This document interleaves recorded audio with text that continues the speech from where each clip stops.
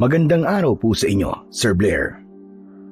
Isa po ako sa masugid niyong taga-suporta sa inyong YouTube channel at wala po akong pinapalampas sa mga bago niyo pong upload.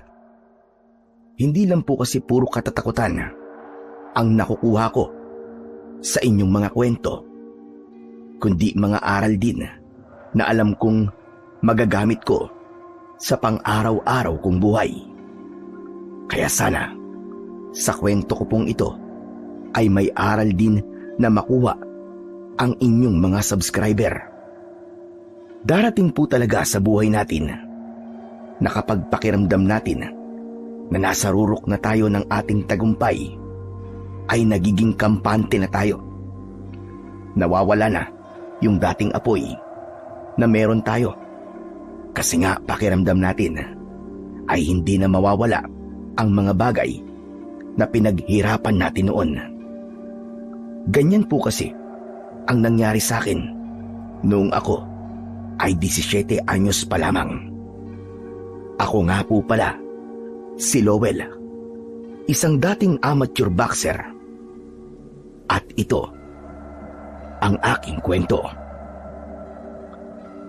Bata pa lamang po ako ay sinanay na ako ng aking tatay na si Berting para maging isang tanyag na boksingero. Sa tuwing wala akong pasok sa school, pagkagising pa lang sa umaga ay sumasailalim na ako sa matinding pagtitraining. Naaalala ko pa na isang sako na may buhangin na nakasabit sa puno ng langka ang aking ginagawang punching bag. Retiradong boksingero kasi ang tatay ko, Sir Blair. Kaya siya na rin ang tumayong trainer ko sa pagbuboksing. Nang tumuntong ako sa edad na 15, ay nagsimula na si tatay na isali ako sa mga amateur boxing contest. Nakakatuwa na sa unang laban ko ay nanalo na kagad ako. Nang dahil sa pagkapanalo ko na yon, ay masasabi ko na mas tumaas ang aking kumpiyansa sa akin sarili. Sa mga lumipas na taon, ay nagpatuloy ako sa pagsali sa mga amateur boxing contest. At hindi sa pagmamayabang ay palagi akong panalo.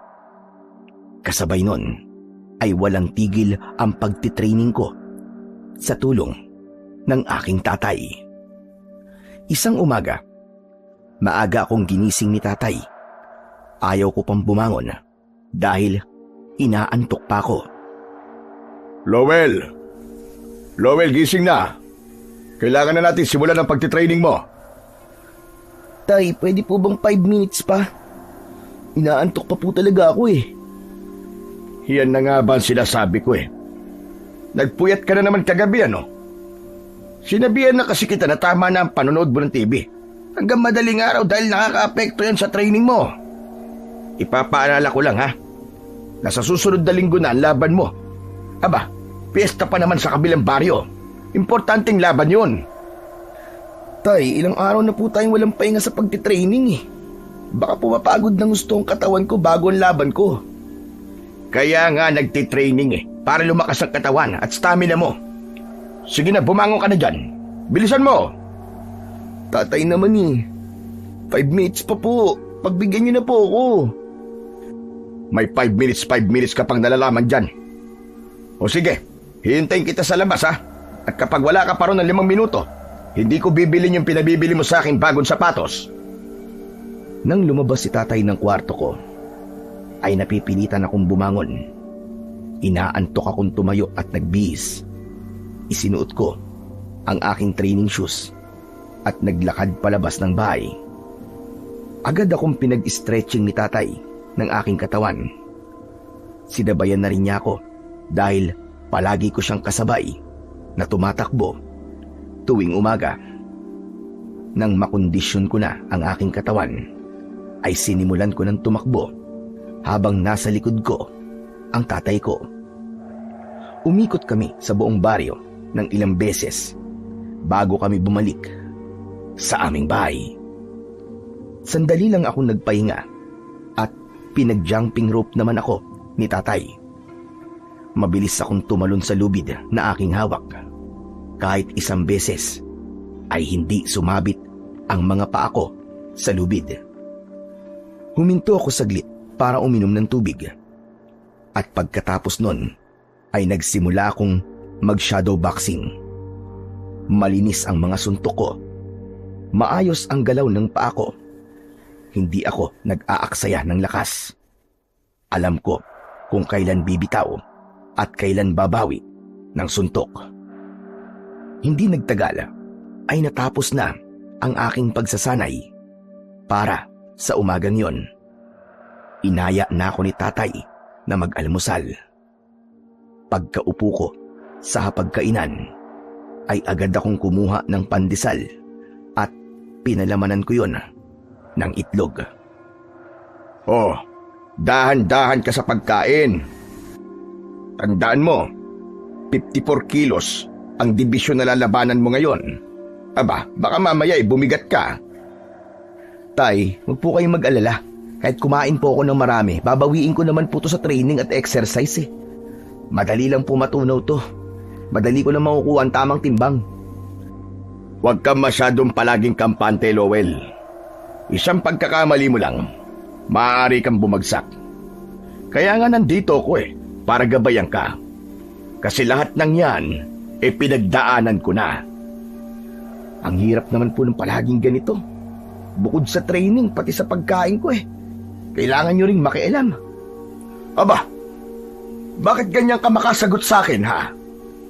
Siguro natutunan mo yan dun sa kaibigan mo si Alfred, ano? Oh, bakit naman po nadamay si Alfred dito? Nananahimik po yung tao Paanong hindi ko idadamay? Siyang palagi mong kasama. Malamang, nai-impluwensyahan ka nun ng kung ano-ano. Ano po bang masama sa sinabi ko, tay? Nagsasabi lang naman po ako ng totoo Ang sabi nyo, napagdaanan nyo na po ang pinagdaanan ko ngayon. Hindi po ba, dapat kayong kauna-unahang nakakaintindi na hindi madali ang ginagawa kong to? Tama ka. Alam kong hindi madali ang ginagawa mo. Kaya nga dapat ay makikinig ka sa mga sinasabi ko. Hindi mo lang ako tatay. Coach at trainer mo ko. Kaya alam ko kung ano makakabuti para sa'yo. Makinig ka na lang sa akin at sundin mo na lang ako. At matutupad mo rin ang pangarap mo na maging isang professional boxer. Di ko naman to pangarap Pangarap niyo to May sinasabi ka ba? Wala po. May sinasabi ka. Huwag kang bubulong-bulong dyan, Lowell, ha? Alam kong nahihirapan ka sa training natin. Pero para rin yan sa ikabubuti mo. Maniwala ka sa akin. Darating din ang araw na magpapasalamat ka sa akin, lalo na kapag nakikita mo na ang bunga ng ginagawa mong paghihirap ngayon. Umpisa pa lamang ang lahat ng ito, anak. Kaya kung ngayon pa lang ay nahihirapan at susuko ka na, ano pa kaya pagdating ng panahon kapag isa ka ng professional boxer? Hindi ko na lang sinagot si tatay sa sinabi niyang yon. Dahil alam ko, hahaba lamang ang aming pag-uusap. Kahit ano namang kasing paliwanag ko sa kanya tungkol sa hirap ko, sa ginagawa ko, ay parang hindi niya ako naiintindihan. Pangarap ko naman talaga nung bata pa ako na maging isang kilalang professional boxer. Pero hindi ko inakala na ganun pala kahirap para maabot ko ang pangarap ko na yon. Kaya nang nagkaisip na ako at nakita ko ang mga kaibigan ko na nagagawa ang gusto nila bilang isang mga teenager, habang ako ay nagpapakasubsob sa training, ay doon ko napagtanto ang mga bagay na pinakawalan ko ng dahil sa pangarap na yon. Isang umaga, habang abala ako sa pagsha-shadow boxing sa likod ng aming bahay, ay dumating ang kaibigan kong si Alfred. Umupo siya sa katawan ng nakatumbang puno at pinanood ang aking ginagawa. Hindi ako sanay na pinapanood ako ni Alfred kasi pakiramdam ko ay pinagtatawanan niya ako. Kaya naman huminto ako at lumapit sa kanya. Tagaktak ang pawis sa aking muka at buong katawan. Oh, ba't tumigil ka? Nag-i-enjoy pa akong panoorin ka eh. Nakakapikon kasi yung mukha mo. Halatang pinagtatawanan mo ako, ugok. Pasensya ka na, tol. Pinipigilan ko na nga matawa eh. Ganap na ganap ka kasi. Para bang may kalaban ka na ikaw lang ang nakakakita. Ganyan nga ang tinatawag na shadow boxing, di ba? Shadow boxing. Pero hindi naman anino kinakalaban mo kundi hangin. Hindi ba dapat ang tawag dyan ay air boxing? Ewan ko sa'yo, unggoy. Minsan talaga hindi ko na alam kung paano tumatakbo sa utak mo eh. Teka nga, ano bang ginagawa mo rito? Ang aga-aga pa eh. Siyempre, wala pa tayong paso sa school eh. Kaya eto, pag-alaga-alalaga ko, pahiyahay lang. Oo nga pala, birthday na ni Angeline sa Sabado ah. Ini-invite niya tayo. Hindi ba, crush mo si Angeline? Uy, hindi ah. Sus, sa akin ka pa talaga nagsinungaling. Halatang halata kaya na may gusto ka sa kanya.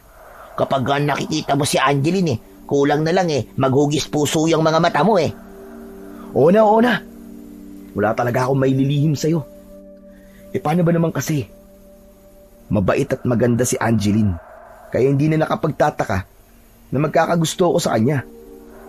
O ano, punta tayo sa kanila? Kailan nga ulit yung birthday niya? Sa Sabado na nga. Dibo niya yun. Kaya makikita natin siya na nakasuot ng gown. Baka kapag nakita mo siyang nakaayos, ay ma-inlove ka na talaga sa kanya ng gusto. Naku, paano ba yan? May laban ako sa kabilang baryo sa linggo eh. Pero kung umaga yung birthday, pwede naman akong pumunta. Anong umagang pinagsasabi mo? Anong tingin mo sa birthday ni Angeline? Children's party? Yung may mga clown? Dibo nga, di ba? Dibo. Siyempre gabi yun.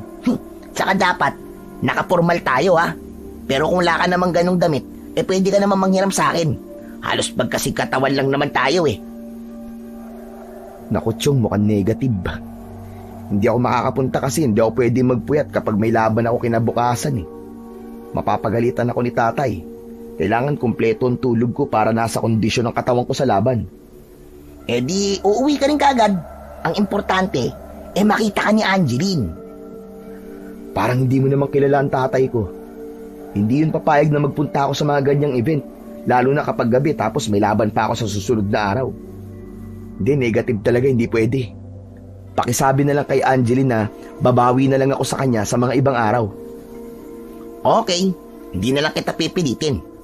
Pero ipapaalam ko na lang sa'yo na pupunta ron si Darwin. Ang balita ko nga, kasama siya sa 18 Roses ni Angeline eh. O sige tol, aalis na ako. Yun lang naman ang pinunta ko rito eh. Tumayo si Alfred, pero mahigpit kong hinawakan ang braso niya at hinila ko siya pabalik. Aray ko naman, balak mo yatang putulin ang braso ko ah. Grabe ka naman makahila sa akin. Ano sabi mo? Kasama sa 18 Roses si Darwin, tapos ako hindi? Oo, nag-text daw sa'yo si Angeline noong nakaraang linggo pero hindi ka naman doon nagre-reply. Kaya iniisip niya na ayaw mo. O kaya, baka raw busy ka sa training mo. Huwag ka mag-alala, naiintindihan naman daw niya. Hindi ko kasi nagagamit yung cellphone ko kaya hindi ko nabasa yung text niya eh. Tinatago kasi ni tatay yung cellphone ko kasi nakakaabala lang daw yun sa pagtitraining ko. Aba, hindi na kasalanan ni Angeline yun. Pero hayaan mo na. May next year pa naman eh. Bawi ka na lang sa susunod na birthday ni Angeline. Paano ako babawi? Isang beses lang naman ang 18th birthday ng isang tao. Kung nandun si Darwin, hindi ako pwedeng wala sa dibo ni Angeline. Hindi ba? Sabi mo hindi ka papayagan ng tatay mo? Paano ka pupunta doon? Di, gagawa ko ng paraan. Kung kailangan kong tumakas, tatakas ako. Basta, hintayin mo ako sa bahay niyo ha. Ihanda mo na rin yung damit na ipapahiram mo sa akin. Teka, sigurado ka ba? Hindi ba sabi mo may laban ka sa linggo at bawal kang mapuyat? Bahala na. Basta hindi ako pwedeng hindi makita ni Angeline sa dibo niya. Lalo na, at nandun pa ang Darwin na yun. Sigurado ka na ba talaga dyan? Oo nga Sabin, kulit naman ito. Bakit ba tinatanong mo ako kung sigurado ako? Kanina panay ang pilit mo sa akin na pumunta. Naninigurado lang ako. Pero tama ka, tol. Dapat lang talaga na nandun ka. Hindi pwedeng maungusan ka ng mayabang na Darwin na yun kay Angeline. Saka maganda ka rin ng regalo, ha? Sure ako na may regalo si Darwin kay Angeline. Kaya dapat ay huwag kang magpapatalo sa kanya. Tumiim ang bagang ko at mariin kong naikuyom ang mga kamay ko. Gaya ko ay isang amateur boxer din si Darwin. Dahil nakatira kami sa iisang baryo at kami lang ang nahilig sa boxing sa lugar namin, ay nagkaroon ng kompetensya sa pagitan naming dalawa. Yun nga lang, hindi pa kami nagkakaharap sa laban. Gaya ko ay wala pa ring nakakatalo kay Darwin. Ang akala ko ay hanggang sa boxing lamang ang pagkukumpetensya namin. Hindi ko akalain na pati pala kay Angeline ay magkakaroon kami ng laban. Nauna kong nakilala si Angeline dahil magkaklase kami simula elementary. Nang mag-high school kami, ay doon na nakilala ni Darwin si Angeline dahil sila naman ang naging magkaklase. Simula noon ay nagsimula ng ligawan ni Darwin si Angeline, habang ako naman ay hindi nagkaroon ng lakas ng loob na manligaw dahil ayon sa tatay ko ay mag-focus muna ako sa aking pagboboksing. Sa totoo lang, napakarami kong hindi nagagawa dahil sa boxing. Ang dami-daming pinagbabawal sa akin ng tatay ko, kaya parang hindi ko na nagagawang enjoyin ang kabataan ko. Hindi na ako nagtangkang magpaalam pa kay tatay tungkol sa pagpunta ko sa birthday party ni Angeline. Dahil sigurado naman ako, Sir Blair, na hindi niya ako papayagan. Para hindi siya makahalata na meron akong gagawin na hindi niya magugustuhan, ay ipinakita ko sa kanya na nakapokus ako sa training ko. Minsan pa nga ay nauuna pa akong gumising sa kanya at makikita niya na lang ako na nagsasanay na sa likod ng aming bahay. Hanggang sa sumapit na ang gabi ng kaarawan ni Angeline, kinakabahan na ako dahil hindi ko alam kung magtatagumpay ba ako sa aking pagtakas. Habang kumakain kami ng hapunan, ay kinausap ako ni tatay. Lowell anak, maganda ang mga pinapakita mo sa pag-iensayo mo nitong mga huling araw. Nakikita ko na nakakondisyon na ang katawan mo. Malaki ang tsansang mananalo ka bukas. Ayoko pong mapahiya kayo, tay. Kaya nagseseryoso po talaga ako sa pagtitraining. Hindi mo kailangan ipresyo lang sarili mo, anak. Hindi porke maigpit ako sa'yo pagdating sa training, ibig sabihin nun, ay dapat kang manalo sa bawat laban mo. Basta alam mong ibinibigay mo ang lahat ng kaya mo, ay ayos na yun. Mas mahalaga pa rin na nag-e-enjoy ka sa ginagawa mo. Oo nga pala, matulog ka ng maaga ngayon, ha? Hindi ka pwede magpuyat. Hindi ka na muna pwedeng manood ng TV pagkatapos nating kumain. Sige po, wala pong problema, tay.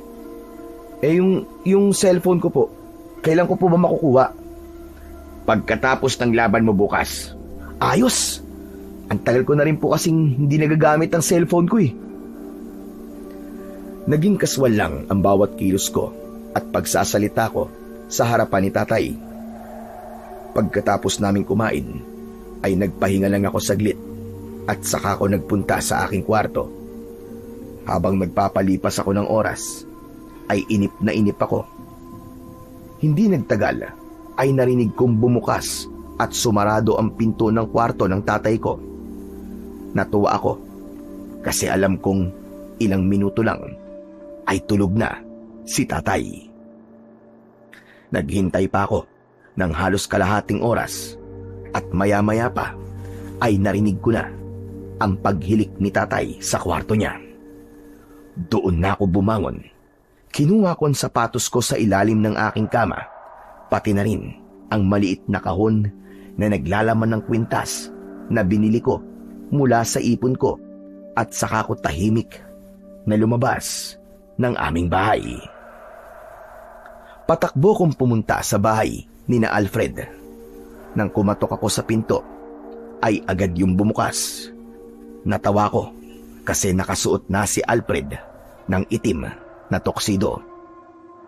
Uy, angas mo ah. Mukha kang kagalang-galang ah. Loko. Bakit ngayon ka lang? Kaya na pa ako naghihintay sa iyo eh. Akala ko di ka na darating. Mabutit naabutan mo ko kasi paalis na talaga ako. Hinintay ko pa kasing makatulog si tatay. Nako, siraulo ka talaga. Talaga palang hindi ka nagpaalam kay Mang Berting. Hindi ba sinabi ko naman sa'yo hindi ako papayagan nun kasi nga may laban ako bukas? Oh, nasaan yung damit na susuotin ko? Akin na, magpapalit na ako ng damit. Dinala ko ni Alfred sa kwarto niya at doon ay inabot niya ang damit na kagaya ng sa kanya. Mabilis ko yung isinuot at inayos ko ang aking buhok. Pinagamit din sa akin ni Alfred ang pabango niya. Matapos yun ay humarap na ako kay Alfred.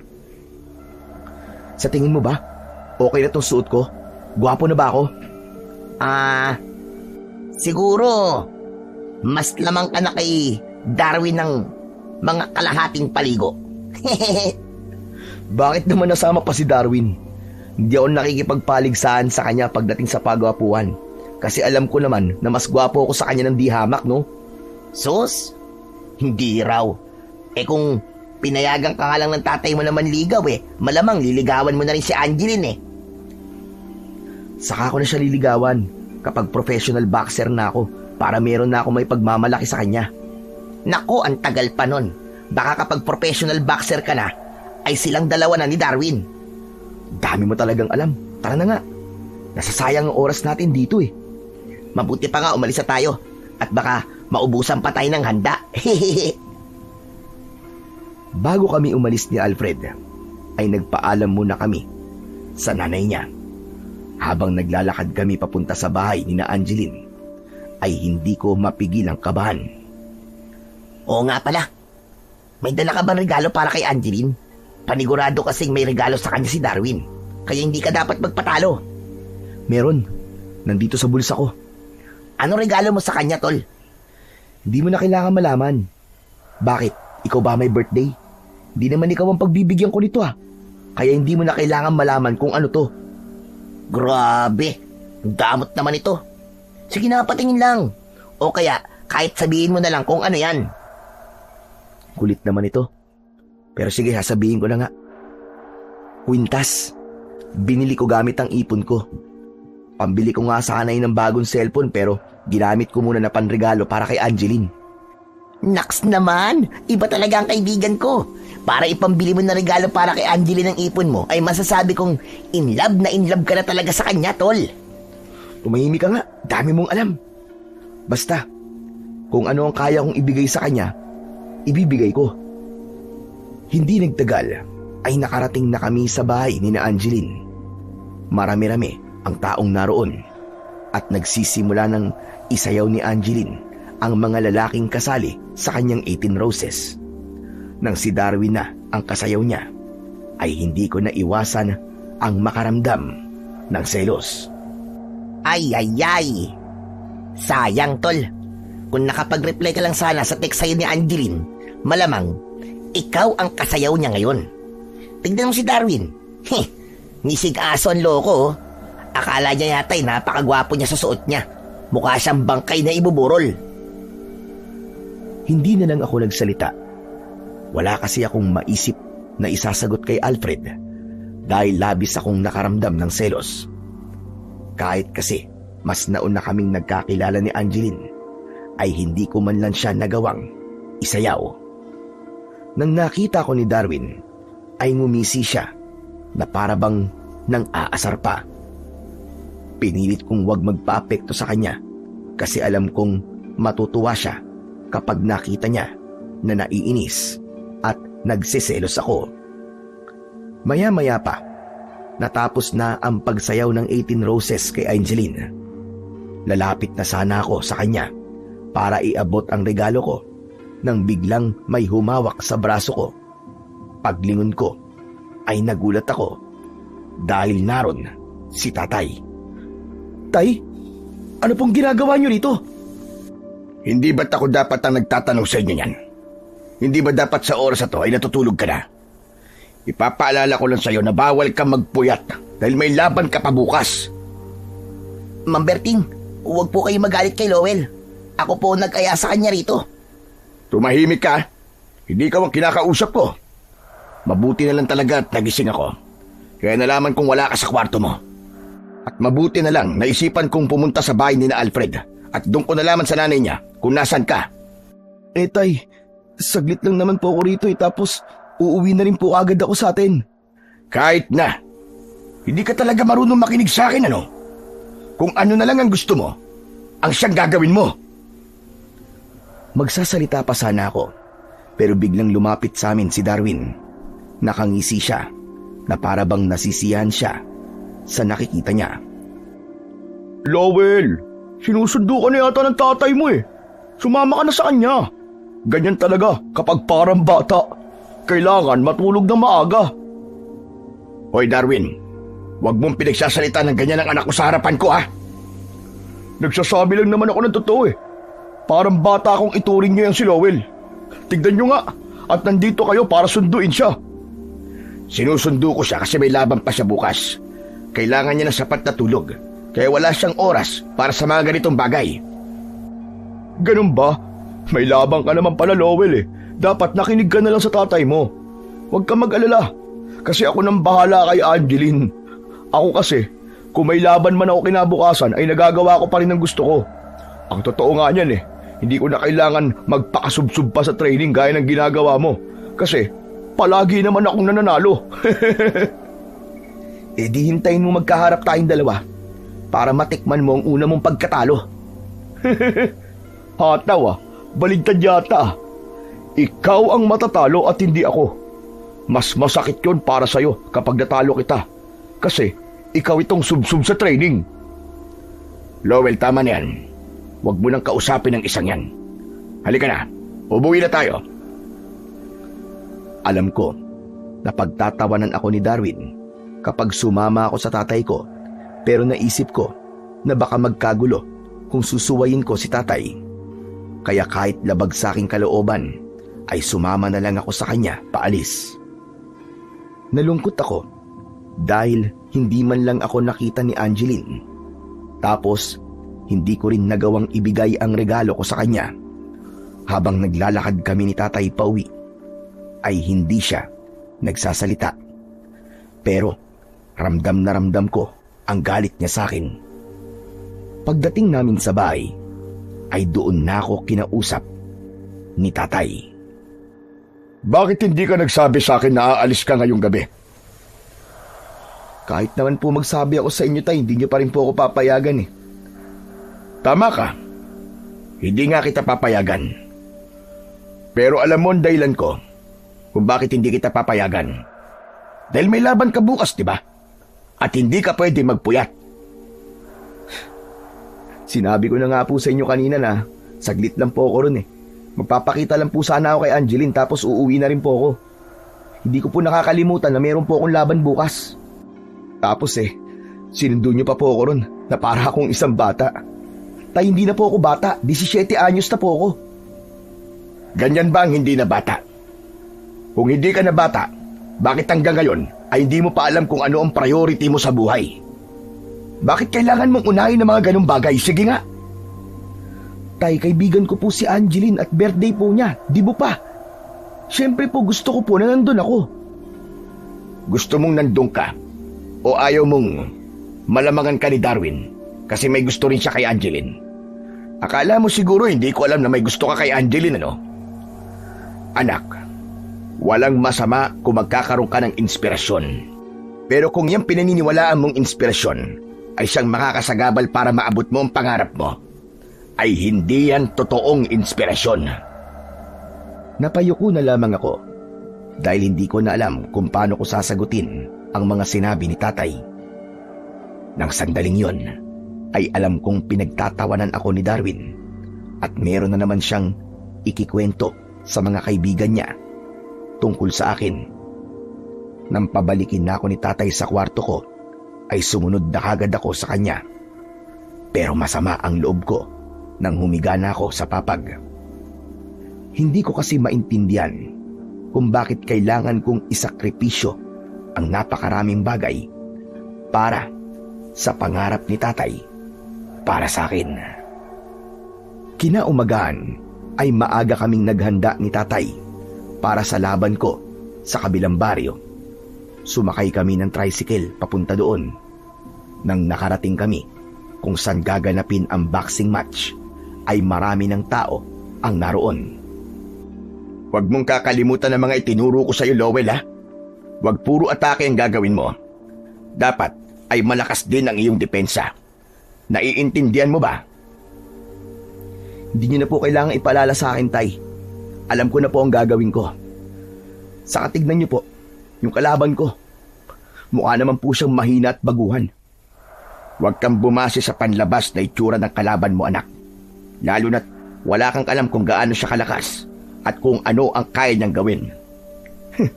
Nakakatawa ka naman, tay. Bakit ba parang mas takot ka pa sa akin? Kailan ba ako natalo? Yan ang gusto kong maalis sa'yo. Yung pagiging masyado mong kampante.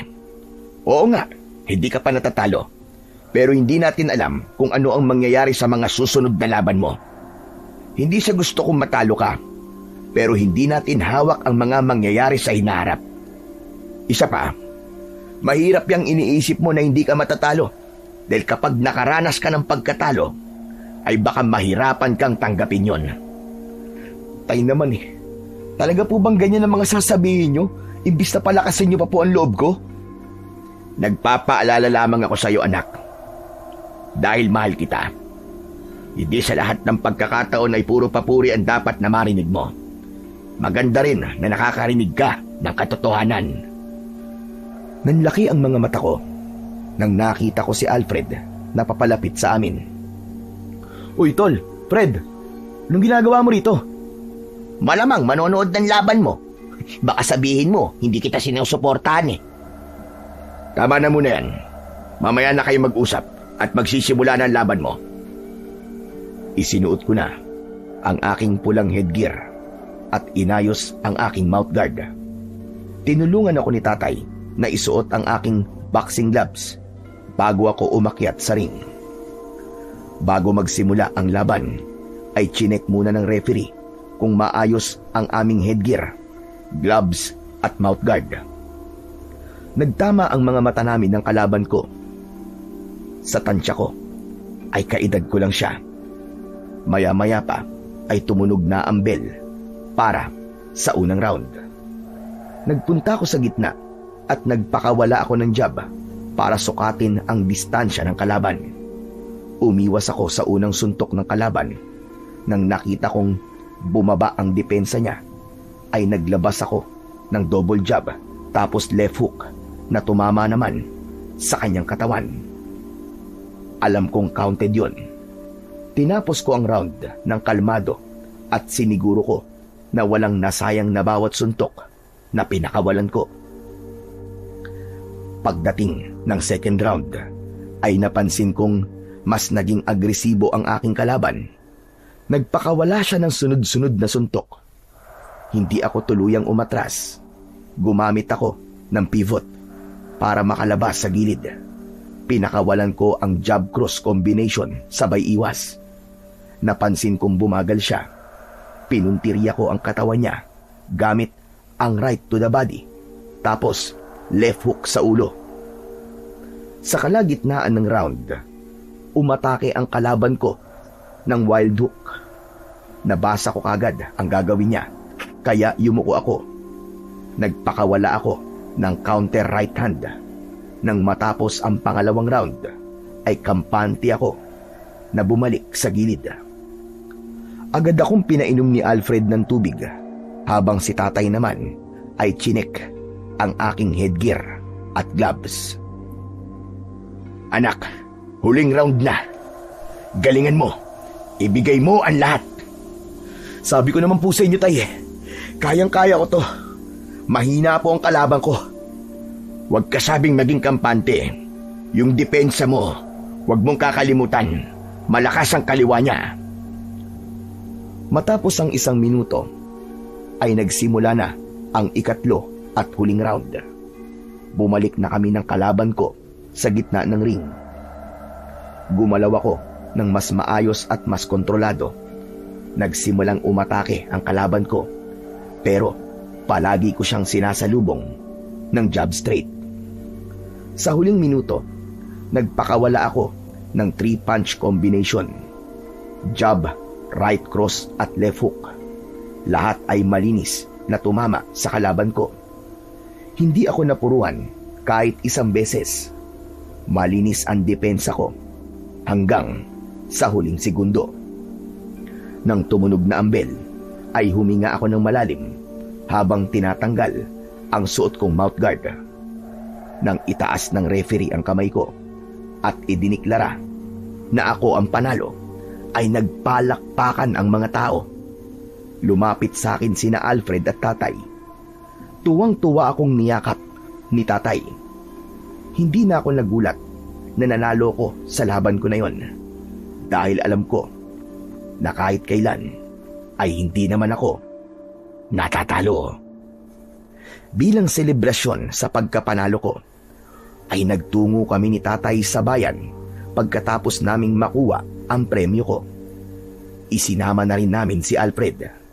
Nagtungo kami sa isang fast food restaurant at pina-order sa akin ni tatay ang lahat ng gusto ko. Nang makuha na namin ang mga in-order naming pagkain, ay agad kong nilantakan ang spaghetti at fried chicken. Wow, grabe!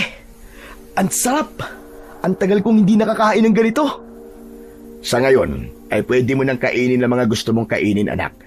Pero kapag may laban ka na ulit, kailangan mo nang bantayan ang timbang mo. Grabe, ang hirap pala ng ginagawa mo, tol. Bukod sa training, kailangan mo na rin mag-diet. Sinabi mo pa, Fred. Kaya nga, kapag ganito, wala pa akong schedule na laban, ay kinakain ko talaga ang mga gusto ko. Pero tay, ano pong masasabi niyo sa naging laban ko kanina? Ayos po ba? Mahusay ang pinakita mo. Sobrang pinagmamalaki kita, Lowell. Ngayon pa lang ay nakikita ko na ang mangyayari sa'yo sa inarap. Magiging isa kang kilalang professional boxer. Tol, kapag sikat ka na, wag mo kong kalilimutan ha, kahit alalay lang. Sa tingin mo ba makakalimutan ko ang ganyang pagbumuka? Siyempre hindi. Wow ha, grabe ka kung makapagsalita sa akin ha. Pasalamat ka, hindi kita kayang laitin kasi alam kong malakas kang sumuntok. Baka mamaya paduguin mo pa ang uso ko. Tama na muna yan. Kumain na muna tayo. At pagkatapos ay pupunta tayo sa bilihan ng sapatos. Bibili na po natin tayong sapatos po na gusto ko. Hindi. Ang bibili natin doon ay t-shirt. De, biro lang. Kaya nga bilihan ng sapatos, di ba? Siyempre, sapatos ang bibili natin doon. Yes! Salamat tay ha. Ang tagal ko na po nire-request sa'yo nun. Sa wakas, mabibili na rin po natin. Huwag ka magpasalamat sa akin. Kasi premyo mo ang ipambibili natin ng sapatos mo. Ikaw ang nagpakahirap para makuha yon. Saka dapat lang yun sa'yo. Kasi nanalo ka naman sa laban mo. Reward mo na rin yun para sa sarili mo. Hindi naman po ako nahirapan sa kalaban ko kanina tay. Halos hindi nga po ako tinamaan ng suntok niya. Kailangan niya pa po ng matinding training para maging kasing galing niya po ako. Huwag kang magsasalita ng ganyan, Lowell. Malay ba natin kung nagsisimula pa lamang siya o kaya yun ang unang beses na lumaban siya? Bakit po ako? Kahit nung kakasimula ko pa lang naman po, hindi ako natatalo ah. Saka, natatandaan niyo po ba? Nung unang beses po akong lumaban, nanalo po kaagad ako ah. Huwag mong ikumpara ang kapalaran ng iba sa kapalaran mo, anak. Iba-iba tayo ng kwento. Magpasalamat ka na lang sa Diyos kasi naging maganda ang nangyari sa'yo nung nagsisimula ka pa lamang. Ipinagkibit balikat ko ang sinabing yun ni tatay. Para sa akin, ay talagang magaling ako. Kaya kahit isang beses, ay hindi pa ako natatalo sa laban. Itinuloy ko na ang pagkain. Ninamnam ko ang bawat subo ko dahil alam ko na kapag may laban na naman ako, ay hindi ko na makakain ang mga ganong klase ng pagkain. Nagtaka ko nang biglang tumayo si tatay. Tinanong ko siya kung saan siya pupunta at ang sabi niya ay meron siyang nakitang kilala niya na kailangan niyang kausapin. Nagmamadaling lumabas si tatay sa restoran. Sinundan ko siya ng tingin at nakita ko na may isang lalaki siyang nilapitan at kinausap. Napakunot noo ko dahil tila pamilyar sa akin ang muka ng kausap ni tatay. Parang nakita ko na siya sa kung saan, pero hindi ko lang maalala. Maya-maya, itinuro ako ni tatay sa lalaki. Kasunod nun ay may maliit na papel na inilabas ang lalaki at inabot yon kay tatay. Naglakad na palayo ang lalaki habang si tatay ay bumalik na sa loob ng restoran. Pagkaupo niya ay hawak niya ang papel. Napakalaki ng ngiti niya na parabang tumama siya ng jackpot sa loto. Tay, sino po yung kausap nyo? Bakit parang ansesaya nyo po? Hindi mo ba kilala kung sino yon? Hindi po, tay. Kaya nga po ako nagtatanong sa inyo kung sino siya. Aba anak, nakapagtataka naman na hindi mo kilala si Luis. Luis? Sino po ba Luis? Teka, mawalang galang na nga po. Makikisali lang po ako sa usapan nyo. Ang Luis po ba na tinutukoy nyo yung dati pong kilalang boksingero na naging champion, na ngayon po ay meron na pong mga gym at nagtitraining po ng mga gustong maging boksingero? O kita mo na, mabuti pa tong kaibigan mo. Kilala si Luis. Tama ang lahat ng sinabi mo, Alfred. Oo nga pala, naalala ko na, tay. Hindi po ba, yung laban niya po pinapanood niyo po sa akin yun nung nagsisimula pa lang po ako sa boxing? Tama ka. Mabuti na lamang at naalala mo na. Bakit niyo po siya kinausap, tay? Saka ano po ba yung hawak niyo? Nagpa-autograph po ba kayo sa kanya? Hindi. Tinanong ko kasi sa kanya kung pwede kang mag-training sa kanya. Sinabi ko na amateur boxer ka at palagi kang nananalo sa laban. Meron pala siyang bagong gym dito sa bayan natin at naghahanap siya ng mga kabataan na sasailalim sa training niya. Itong papel na hawak ko, nakasulat dito yung address ng gym niya. Napakaswerte mo, Lowell, dahil isang kilalang boksingero ang magti-training sa'yo. Ipapakilala nga sana kita kay Luisito Kaya lang ang sabi niya nagmamadali siya. Pero hindi po ba? Kayo na po ang coach ko. Bakit kailangan pa po natin kumuha ng bagong coach? Mas maganda kasi kung si Luisito magiging coach mo, anak. Mas malawak ang kaalaman niya sa boxing kumpara sa akin. Saka kilala siya, world champion pa. Kapag nalaman ng mga tao na siya ang coach mo, ay iisipin kagad nila na mahusay kang boksingero. Isa pa, malawak ang kanyang koneksyon, anak. Baka siya pa nga maging daan para maging isang ganap ka ng professional boxer. Ganun po ba? Kailan po pala magsisimula ang training ko sa kanya, tay? Sa Lunes. Oh, naku, bukas na pala yun. Kaya dapat ay maghanda ka na. Ang sabi niya ay merong libreng boarding house sa mga kabataan na sasailalim sa training niya. Kaya doon ka na muna titira. Pero pwede ka namang umuwi sa atin kapag araw ng pahinga mo. Kung ganun, tay, malalayo po ako sa inyo. Anak, kailangan natin magsakripisyo para sa pag-arap mo. Saka, napakalapit lang naman ng bayan Pwedeng ikaw ang bumisita sa akin o ako ang bibisita sa'yo. Huwag ka nang tumanggi, anak. Ang isipin mo ay para ito sa kinabukasan at pag-arap mo. Magaling na trainer si Luisito. Maniwala ka sa akin. Umahimik ako para pag-isipan ang mga sinabi ni tatay. Nagkaroon ako ng pagdadalawang isip dahil alam ko na kapag ibang tao na ang naging coach ko, ay hindi ko na pwedeng gawin yung ginagawa ko kay tatay.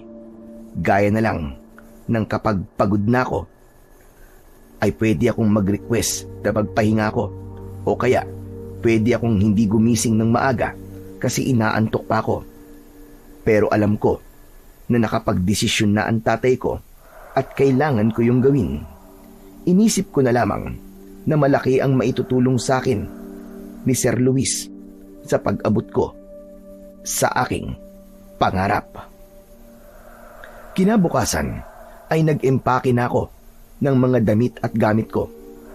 Matapos kong mag-impake ay lumabas na kaming tatay at inatid niya ako sa sakayan ng tricycle papunta sa bayan. Pasensya ka na anak kung hindi na kita mayahatid Alam mo namang may trabaho ko ngayon. Sige po tay, naiintindihan ko po. Saka kaya ko naman pong bumiyahe na mag-isa. Saka madali na lang po yun. Nasa akin naman po ang address ng gym ni Sir Luis Basta anak, mag-iingat ka ron At palagi mong susundin si Sir Luis. Siyang nakakaalam ng mas nakakabuti para sa'yo. Maswerte ka kasi siya ang magiging coach mo simula ngayon.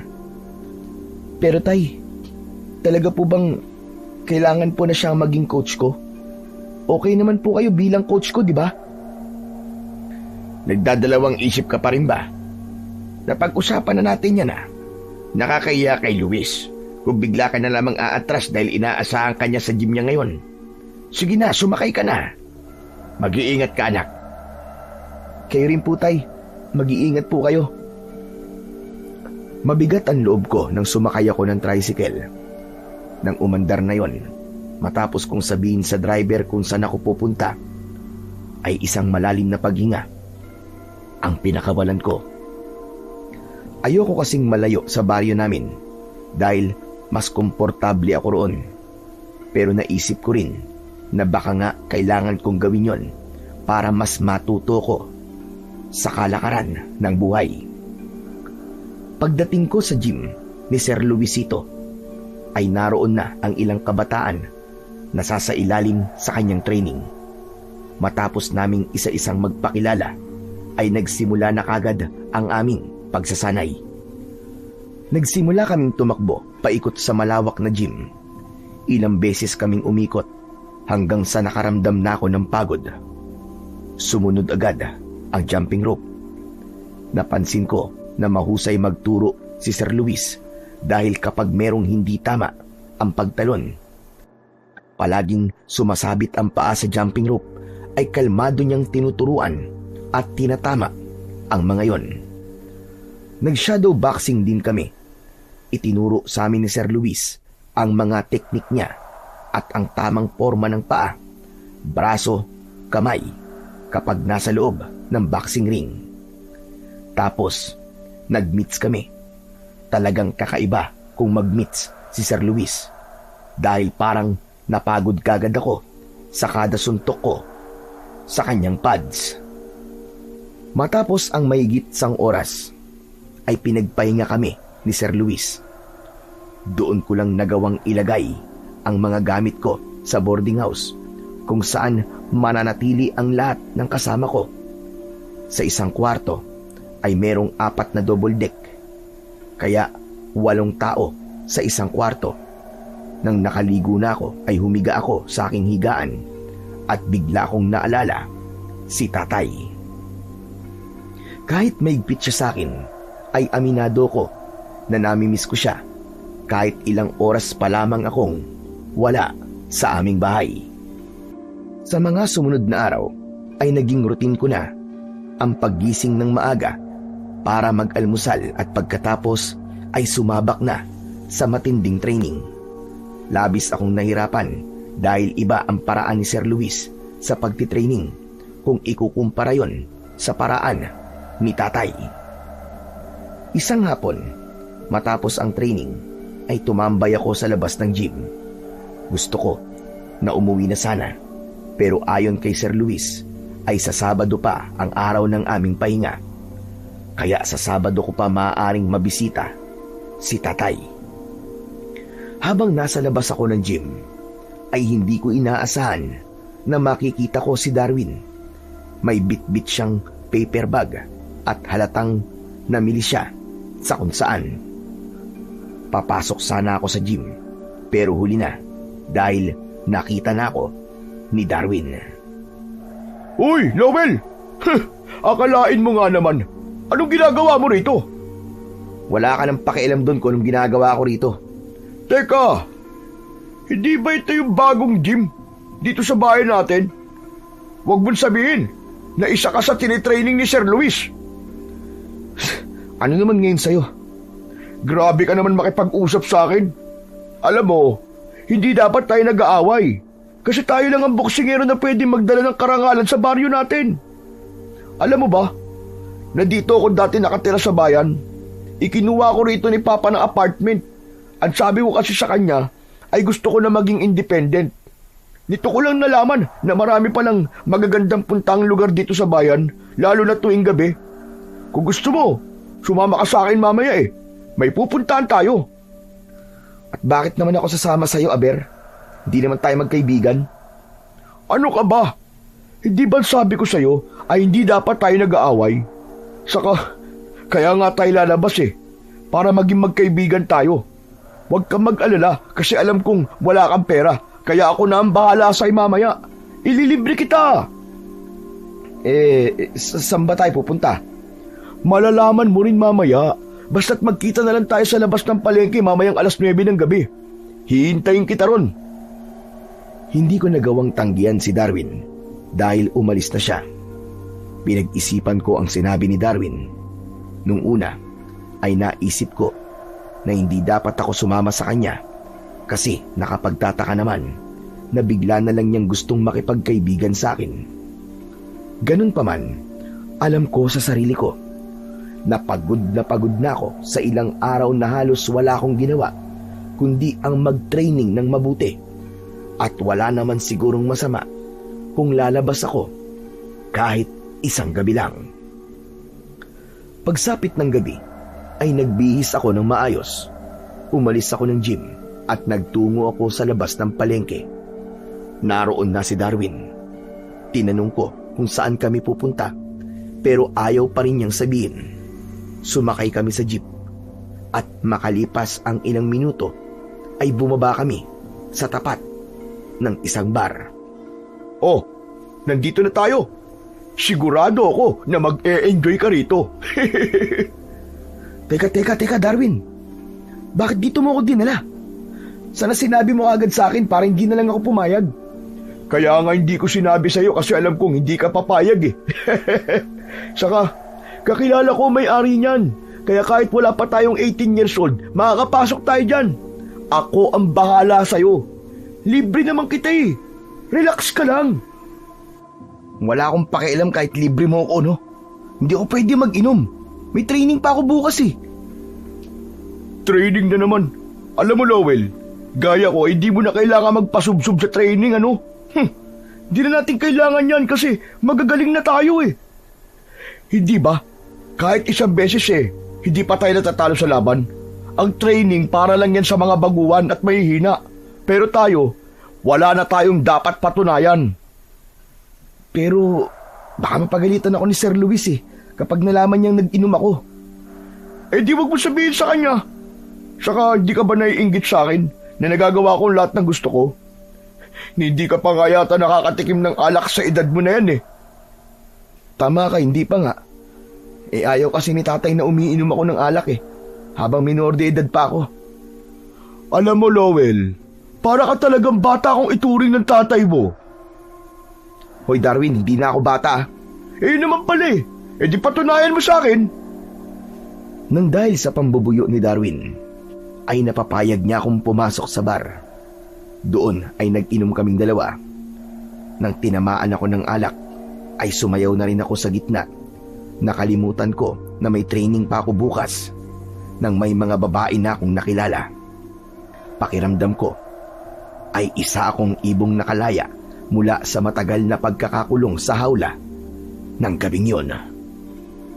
Madaling araw na nang nakabalik ako sa gym. Lasing na lasing ako. Papasok na sana ako sa kwarto nang lumapit sa akin si Sir Luisito. Kalmado ang boses niya nang kinausap niya ako. Ipinaalala niya sa akin na isa sa mga patakaran niya ay bawal ang maglasing, lalo na't wala pa ako sa hustong edad. Dahil sa kalasingan ko, ay nasagot ko ng hindi maganda si Sir Luis. Sinabi ko sa kanya na wala siyang karapatan na pagsabihan ako dahil hindi ko naman siya tatay. Labis na nagalit sa akin si Sir Luis sa sinabi kong yun, at yun ang naging dahilan para magdesisyon siya na alisin ako sa mga kabataan na sinasanay niya para maging mahusay na boksingero. Kahit lasing pa ako ng sandaling yon, ay nag-empake na ako para umalis. Medyo malakas pa ang loob ko dahil sa tama ng alak sa akin. Pero nang nakasakay na ako ng tricycle pa uwi, ay doon sumiksik sa utak ko ang kamaliang nagawa ko. Nakaramdam ako ng matinding pagsisisi. Bukod doon, ay natakot din ako sa magiging reaksyon ni tatay kapag nalaman niya ang nangyari. Pasikat na ang araw nang nakarating ako sa bahay namin. Nag-alinlangan akong kumatok dahil hindi ko talaga kayang harapin si tatay ng sandaling yon. Pero biglang bumukas ang pinto at bumulaga sa akin si tatay. Gulat na gulat si tatay pagkakita niya sa akin. Oh, Lowell, anong ginagawa mo rito, anak? Hindi naman ngayon ang araw ng pahinga ninyo? Tay, ano po kasi? Sandali nga, bakit amoy alak ka? Lasing ka ba? Hindi po. Anong hindi? Pumasok ka nga rito sa loob, bilisan mo! Napayuko akong pumasok sa bahay namin. Didiretso sana ako sa kwarto ko para iwasan si tatay, pero sinabi niya na maupo muna ako dahil kailangan namin mag-usap. Mataas ang boses niya at alam ko na kapag ganun ay kailangan kong sumunod sa kanya. Wala akong nagawa kundi ang maupo sa maliit naming sala. Umupo si tatay sa tabi ko. Titig na titig siya sa akin habang ako naman ay nakayuko pa rin. Ngayon, ipaliwanag mo nga sa akin kung bakit ka umuwi at bakit ka lasing? Tay, pwede po bang sa ibang araw na lang po natin gawin ang pag-uusap na to? Bakit ha? Gusto mo bang mag-isip pa ako ng ilang araw kung ano ba talaga nangyari? Ngayon mo na sabihin. O baka gusto mong puntahan ko si Luis ngayon at baka may alam siya sa nangyari? Huwag na po, tay. Sige na po. Magkikwento na po ako sa inyo. Ano po kasi, tinanggal na po ako ni Sir Luis sa mga sinasanay niya. Ano ka mo? At bakit ka naman niya... Bakit ka niya tinanggal? May nagawa ka bang kasalanan? Tay, nag-inom po kasi ako kagabi sa isang bar sa bayan. Tapos kanina pagbalik ko po sa gym, nasagot ko po ng pabalang si Sir Luis. Kasi po lasing ako. Anak ng... Bakit mo ginawa yun? Hayaan niyo na po. Pwede naman po kayo na lang po maging coach ko ulit eh. Mas okay pa nga po ang ganun eh. Hindi mo alam ang sinasabi mo, lintik ka. Hindi mo alam kung paano mababago ni Luis ang buhay mo. Wala ka. Binigo mo ko, Lowell. Kahit po hindi si Sir Luis ang maging coach ko, ay sigurado po ako na magiging mahusay na boksingero pa rin po ako. Hindi mo ako naiintindihan. Malaki ang maitutulong ni Luis sa'yo. Alam mo ba na napakaraming gustong maging coach ha? Tapos ikaw na nabigyan na ng pagkakataon, sinayang mo pa. Galit na tumayo si tatay at lumabas ng bahay. Habang ako naman ay labis ang pagsisising nararamdaman. Pakiramdam ko tuloy, isa kong malaking kabiguan para sa tatay ko. Simula noon ay si tatay na ulit ang naging coach ko. Pero naramdaman ko na wala na akong ganang mag-training kahit pa meron akong laban sa susunod na buwan. Tumiim kasi sa utak ko ang sinabi ni Darwin na ang mga kagaya namin na hindi natatalo sa laban ay hindi na kailangang mag-training. Nagsimula na akong magdahilan kay tatay para lang hindi ako makapag-training. Minsan ay sinasabi ko na masama ang pakiramdam ko kahit hindi naman yun totoo. May mga pagkakataon din na tumatakas ako kay tatay tuwing gabi para sumama kay Darwin at mag-inom sa bar. Dumating sa puntong kinausap na ako ni tatay tungkol sa bagay na yon. Ano ba nangyayari sa'yo, Lowell? Bakit masyado mo na yatang pinababayaan ang training mo? Hindi ko na po kailangan mag-training, tay. Alam ko naman po na mananalo ko sa laban eh. Kaya relax lang po kayo dyan. Chill lang kayo. Relax? Sa tingin mo ba'y makakapag-relax ako kung nakikita kitang ganyan? Sa tingin mo ba ay hindi ko alam na tumatakas ka tuwing gabi at uuwi ka ng madaling araw ng lasing? Hindi lang ako nagsasalita dahil inisip ko na baka nasasaktan ka dahil kumalas na si Luis bilang coach mo. Iniisip ko na lilipas din yan. Pero hindi eh. Ilang araw kayang ganyan. Bakit, Tay? Masama po bang enjoyin ko ang kabataan ko? Ginagawa din naman po ito ng ibang kaedad ko, di ba? Hayaan niyo lang po ako. Kasi simula po nang pumasok ako sa mundo ng boxing, ay palagi ko na po kayo sinusunod. Kaya sana, ay hayaan niyo po akong gawin naman ang gusto ko. Huwag mo sanang hintayin na makaranas ka ng pagkatalo para mapagtanto mo na nagpapabaya ka na. Tandaan mo, yung training na yan ay hindi para sa akin, kundi para yan sa'yo. Hindi ko na inintindi ang mga sinabi ni tatay. Nanatili akong kampante na sa susunod kong laban ay ako pa rin ang mananalo. Hanggang sa dumating na nga ang araw ng laban ko, ramdam ko ang kaba ni tatay dahil alam niya na wala akong maayos na training, habang ako naman ay kampante lang dahil tiwala ako na ang laban niya na yon ay gaya lamang ng mga nauna kong laban na ako ang mananalo. Laking gulat ko nang nakita ko si Darwin sa kabilang bahagi ng boxing ring. Malinaw na siya pala ang makakalaban ko. Nakakaloko ang ngisi niya sa akin na para bang hindi niya ako itinuring na kaibigan sa loob ng ilang araw. Tay, si Darwin po palang makakalaban ko? Malamang, sino bang nakikita mo sa kabilang panig ng ring? Nagulat lang po ako na siya palang makakalaban ko. Ako rin. Hindi kasi sinabi sa atin kung sino makakalaban mo. Bakit? Natatakot ka ba na si Darwin ang makakalaban mo ngayon? Hindi po ah. Maganda nga po na magkaharap na kaming dalawa para malaman kung sino mas magaling sa aming dalawa. Saka para magkaroon na rin siya ng isang talo. Ayan ka na naman sa pagiging kampante mo eh. Kilala mo si Darwin. Gaya mo ay wala rin siyang talo. Kaya malakas talaga siya. Kaya anak, ibigay mo ang lahat ng kaya mo. Nang umakyat ako sa ring, ay aminado ko na may kaba ako sa dibdib. Na-pressure akong talunin si Darwin dahil ayokong magkaroon ng isang talo ang record ko. Tapos si Darwin pa ang makakatalo sa akin. Sa pagsisimula ng unang round, ay agad akong pinaulanan ni Darwin ng suntok. Wala akong nagawa, kundi ang dumipensa at iwasan ang kanyang bawat suntok. Hanggang sa malinis na pumasok ang isang jab ni Darwin at tumama yon sa aking muka.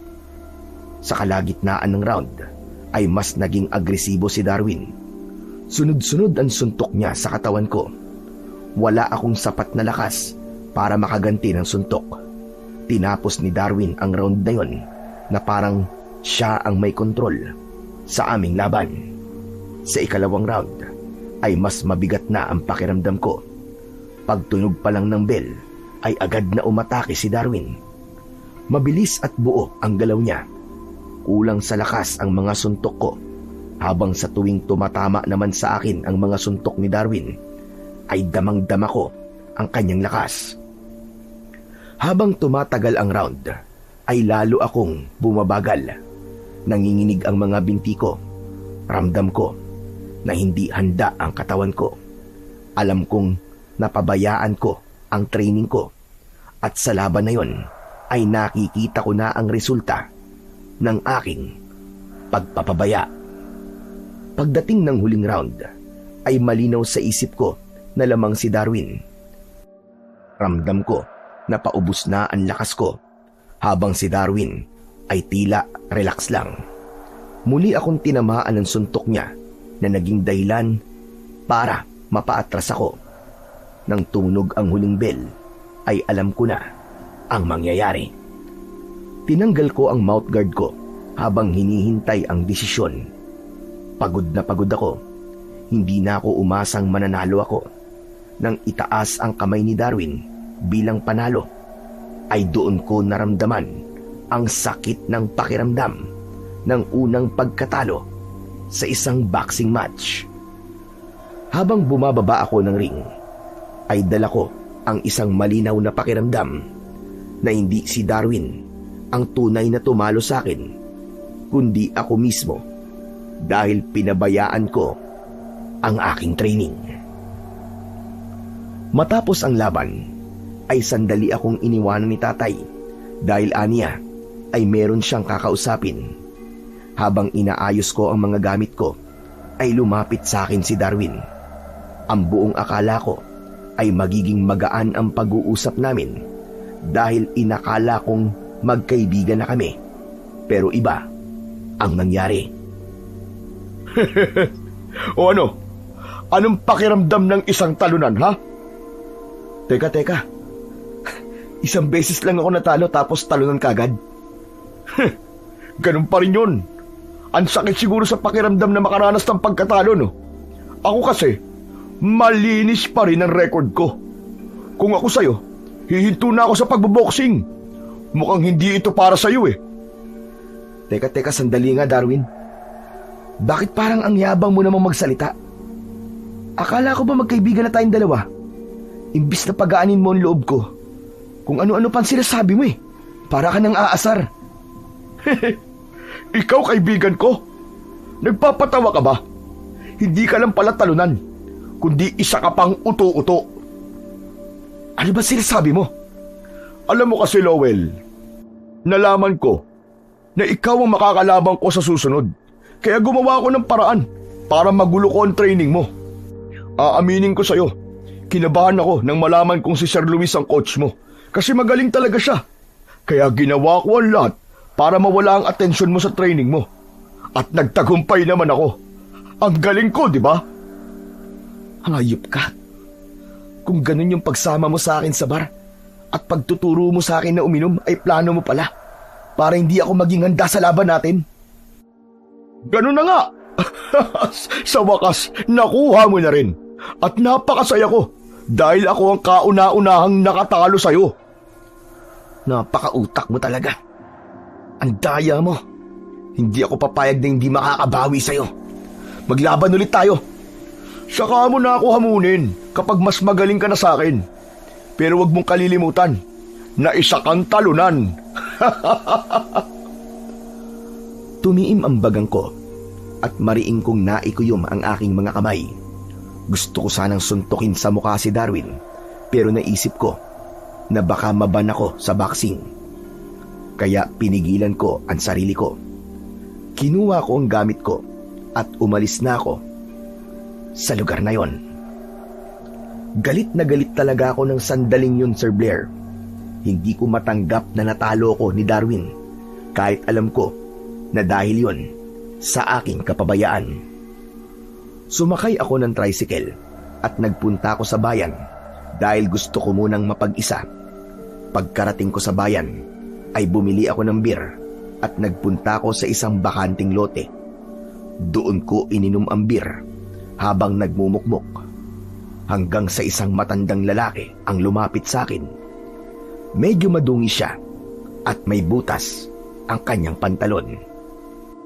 Atang, pasensya na po kayo, wala po akong barya. Pamasahe ko na lang po pauwi ang meron ako dito kaya wala po ako may bibigay sa inyo. Sa iba na lang po kayo mamalimos. Pasensya na po talaga.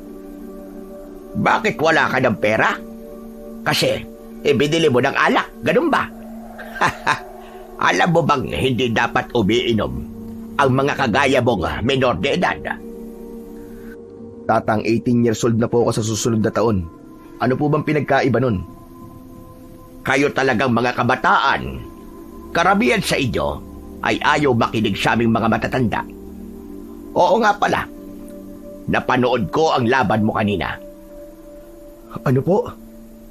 Isa ako sa mga nanood kanina sa laban mo at nakita ko na mahusay ka naman. Pero parang kinulang ka yata sa pagsasanay. Nakita ko rin na maraming tumatakbo sa isip mo. Tama ba ako? Sino po ba kayo? Bakit parang ang dami niyo pong alam?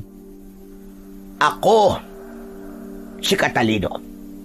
Pero maaari mo kung tawaging Tatang Lino. Narinig ko na Lowell ang pangalan mo. At kanina ang unang beses na natalo ka. Kaya siguro napakasakit nun para sa'yo. Alam kong bumaba ang tingin mo sa iyong sarili dahil sa pangyayaring yon. At iniisip mo na sa ngayon ay pinagtatawanan ka ng lahat. Lalo na nang nakatalo sa'yo. Teka, Tatang. Manghuhula po ba kayo? At alam niyo kung anong nararamdaman ko tumatakbo sa utak ko ngayon? Hindi ko kailangan maging manghuhula para malaman ko kung ano ang nararamdaman ng isang tao. Pero huwag kang mag-alala iyo. Dahil bibigyan kita ng pagkakataon para muling patunayan ang galing at lakas mo sa lahat. Heto, tanggapin mo ito. Mula sa bulsa ng pantalon ng matanda, ay inilabas niya ang isang medalyon. Kulay ginto yun, at merong mga nakaukit doon na simbolo na hindi ko maintindihan kung ano ang ibig sabihin. Ano naman po yan? Ginto? Aba kung ginto po yan, mas kailangan niyo po yan kaysa sa akin. Isang lan niyo po yan o kaya ibenta niyo para magkaroon po kayo ng pera.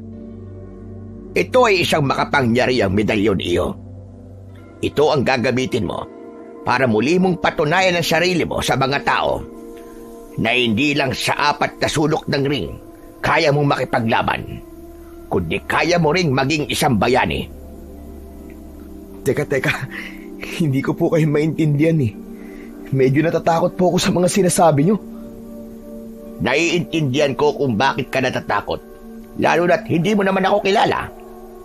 Pero nakita ko sa aking pagitain na may paparating na dilubyo sa inyong baryo. Isang aswang ang sasalakay doon. At kung walang makikipaglaban sa kanya, ay maraming buhay ang mawawala. Sa nakikita ko sa iyo, ikaw ang karapat dapat na makipaglaban sa aswang na yon. Dahil likas ang tapag na meron ka. Alam kong malakas ka. Pero ang medalyon na ito ang magbibigay sa iyo ng karagdagang lakas, bilis at sapat na kakayahan sa pakikipaglaban sa mga aswang. Kaya tanggapin mo ito, Lowell. Pasensya na po kayo pero napakahirap pong paniwalaan ng mga sinasabi niyo, Tatang. Sige po. Kailangan ko na po umalis. Hindi ko na inubos ang beer na binili ko. Inilapag ko yon sa inuupuan ko at saka ko tumayo. Dinampot ko ang aking bag at isinukbit ko yon sa aking likod. Nilagpasan ko si Tatang Lino. Pero hindi pa ako nakakalayo nang hawakan niya ang bag ko. Kaya napahinto ako at nilingon ko siya. Tatang, ano ba? Pwede po bang wag na po kayong makulit? Sa iba nyo na lang po ibigay ang medalyon yung yan. Sigurado ka na ba sa desisyon mong yan? Opo, kaya bitiwan nyo na po ang bag ko. Kailangan ko na pong umuwi. O siya, sige, ikaw ang bahala. Mag-iingat ka. At sana ay wag mong pagsisiyan ang pasya mo. Nang bitiwan ni Tatang Lino ang aking bag, ay malalaki ang mga hakbang na lumayo ako sa kanya. Nagmamadali akong tumawid sa kabilang bahagi ng kalsada para mag-abang ng tricycle. Nakatayo pa rin si Tatang Lino sa bakanting lote habang nakatingin sa akin. Grabe, ang weird naman ng matandang yun. Para siyang may sira sa ulo. Kung ano-anong sinasabi. Isang bus ang dumaan, kaya sandaling nawala sa paningin ko si Tatang Lino.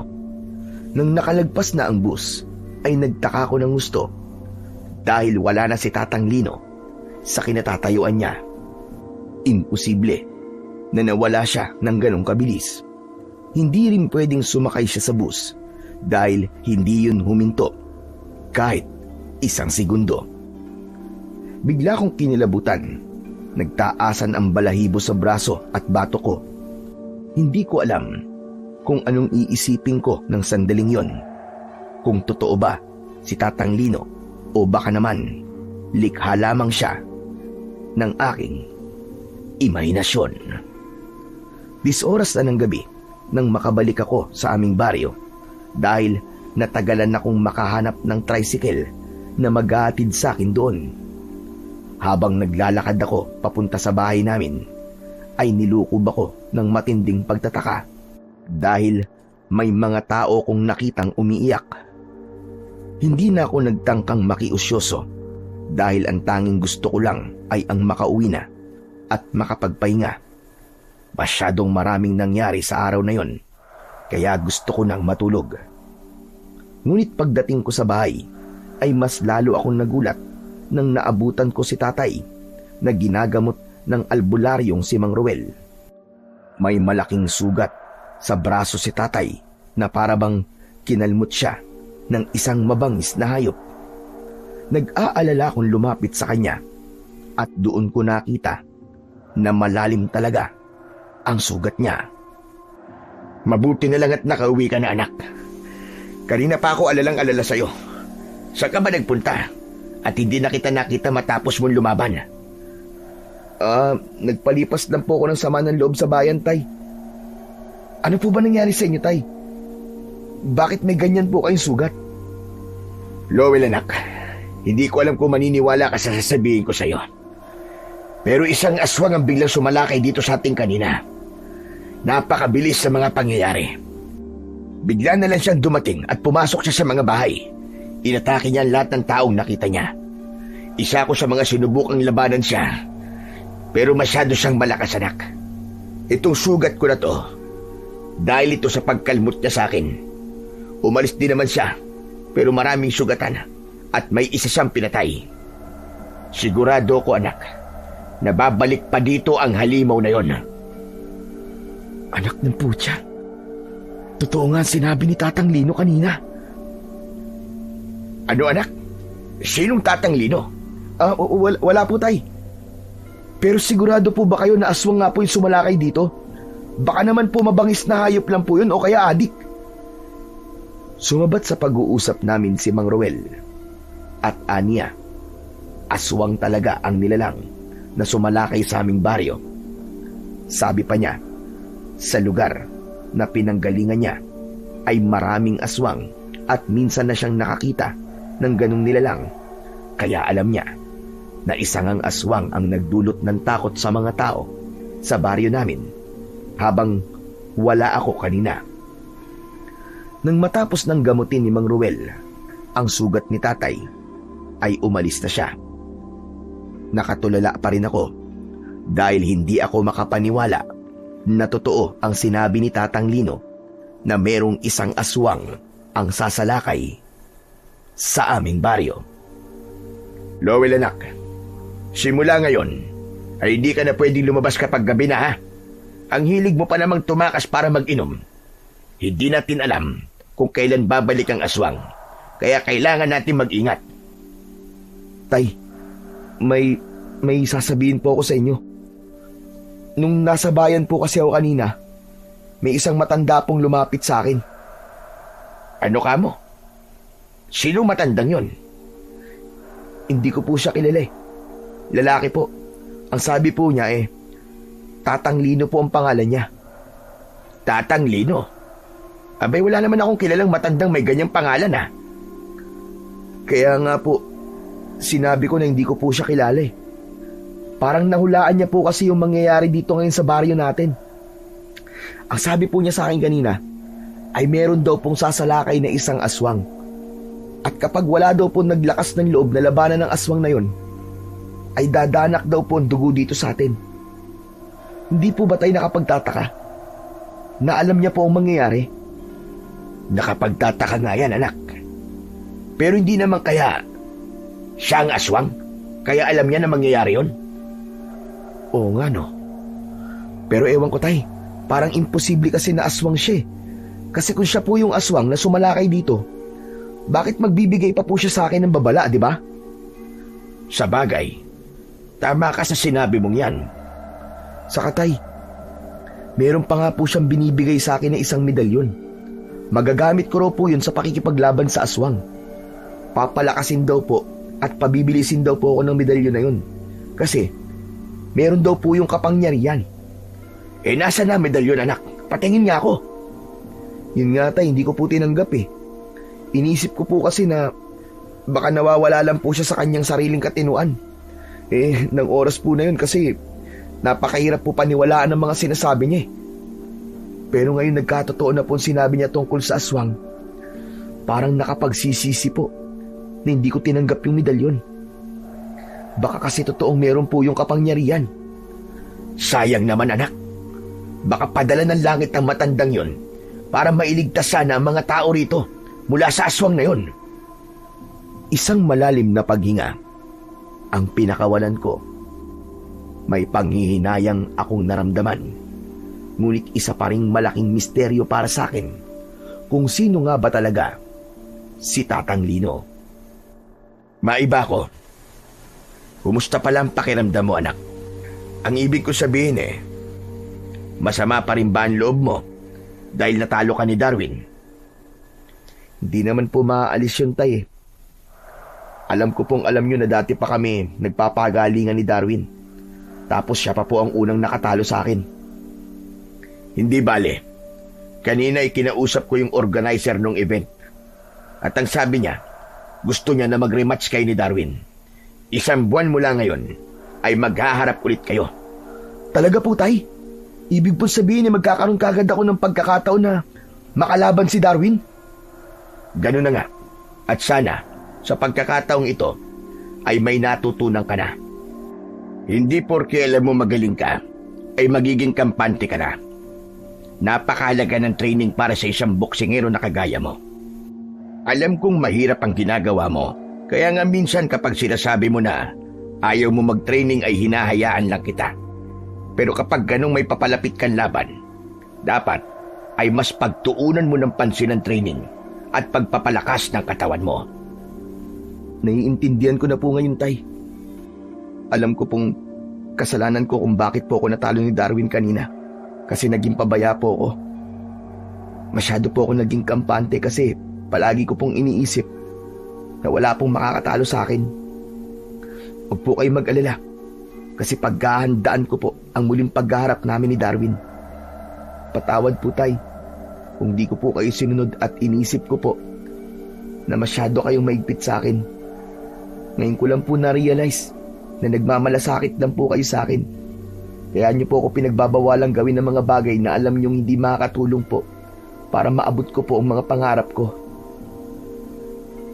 Ay nako, natutuwa akong marinig ang mga yan sa iyo anak. Sana ay magtuloy-tuloy na ang pagbabago mo. At huwag mong kakalimutan, nakakampi mo ko sa lahat ng laban. At hindi kita hayaang gawin ng isang bagay na alam kong ikakapahamak mo. Tatay mo ko, Lowell. At walang tatay ang gugustuhin na malagay sa alanganin ang kanyang anak. Hindi ko napigilan ang pagkawala ng luha sa aking mga mata. Maigpit kong niyakap si tatay at gumanti naman siya ng yakap sa akin. Nang sandaling yon ay nangako ako sa aking sarili. Natututukan ko na ang aking pagtitraining at hindi ko nagagawin ang mga bagay na naging dahilan ng pagkatalo ko kay Darwin. Nang mga sumunod na araw ay nanibago ko sa aming baryo. Kahit maaga pa lang ay halos wala ng tao sa labas. Hindi pa rin ako makapaniwala na isang aswang ang dahilan ng mga pagbabagong yon. Isang hapon, katatapos ko lang magsanay nang dumating bigla si Alfred. Uy, mukhang kakatapos mo lang mag-training ah. Kumusta pala ang laban mo kahapon? Bakit ba nagtatanong pa ako? Paniguradong panalo ka naman, di ba? Mali ka, tol. Natalo ko. Ano ka mo? Nagbibiro ka lang, di ba? Hindi ako nagbibiro, Fred. At hulaan mo kung sino nakatalo sa akin. Sino? Si Darwin. Anak ng 7 kalabaw, oo. Bakit sa dami na pwede makatalo sa'yo si Darwin pa? Yaan mo na, kasalanan ko naman eh. Di ko nahalata na kaya pala ako ini-impluwensya ni Darwin na mag-inom at magpunta sa bar bago ang laban namin ay para mawala ang atensyon ko sa training ko. Ayun, nagtagumpay naman ang loko at natalo niya ako. Pero magkakaroon naman kami ng rematch eh. sa susunod na buwan. Buwisit talaga Darwin na yun eh. Ang daya. Bakit kasi naniwala ka na nakikipagkaibigan sa yun eh? Pero hindi bale. Bawian mo siya sa rematch nyo, tol. Ipakita mo kung sino ang totoong champion sa inyong dalawa. Basagin mo yung uso. Magsasalita pa sana ako ng isang matandang lalaki ang nakita kong nakatayo sa labas ng aming bakuran. Nanlamig ako nang malaman kong si Tatang Lino ang matanda na yon. Ngumiti siya sa akin at saka kumaway. Matapos yun ay naglakad siya palayo. Alfred, tol, dito ka lang ha. May pupuntahan lang ako saglit. Teka, saan pupunta? Samahan lang kita. Wag na, tol, dito ka lang. At wag kang susunod ha. Basta babalik ako dito. Nagmamadali kong sinundan si Tatang Lino. Kahit halos tumatakbo na ako, ay nakapagtataka na hindi ko siya magawang maabutan kahit naglalakad lang siya. Nang nakarating na kami sa dulong bahagi ng baryo kung saan wala ng kabayan at kasukalan na, ay sakalang huminto si Tatang Lino. Nakangiti siyang humarap sa akin. Grabe kayo, Tatang Lino. Ang bilis niyo po maglakad. Daig ko pa ang nag-training ng 3 araw. Siguro naman ay naniniwala ka na sa mga sinabi ko sa iyo kahapon. Opo, totoo nga po sinabi niyo. Pag uwi ko po kagabi, ay sinabi po sa akin ni tatay na meron daw pong aswang na umatake dito sa baryo namin. Sorry po, Tatang ha, kung inisip ko po na nababaliw kayo. Kasi kung ano-ano po sinasabi niyo po sa akin eh. Naiintindihan naman kita, kaya wala kang dapat na ihingi ng tawad. Bakit mo pala ako sinundan dito? Ano po kasi, ang totoo po niyan pumapayag na po akong kunin po sa inyo ang medalyon na ibinibigay niyo po sa akin. Huwag po kayong mag-alala, kasi gagamitin ko po yun para labanan po yung aswang kung sakaling bumalik siya. Sigurado ka na ba sa desisyon mong yan? Hindi na ba magbabago ang isip mo? Alam mo kasi, Iho, sa oras na tanggapin mo ang medalyon, ay habang buhay na yung nasa iyo at habang buhay ka na rin makikipaglaban sa mga aswang. Dahil yun ay nilikha para sa ganung bagay. Ikaw ay magiging isang mananabas ng aswang. Opo, Tatang Lino. Naisip ko po kasi na baka hindi lang sa pagboboxing ako nakatagana. Sa nangyari pong pag-atake ng aswang dito sa amin, na-realize ko po na kailangan ng aming baryo ng isang tao na makikipaglaban sa mga ganong nilalang. Kaya, hihingin ko na po sana sa inyo yung medalyon po. Natutuwa ako sa desisyon mong yan, Iyo. Pero, wala na sa akin ang medalyon. Po?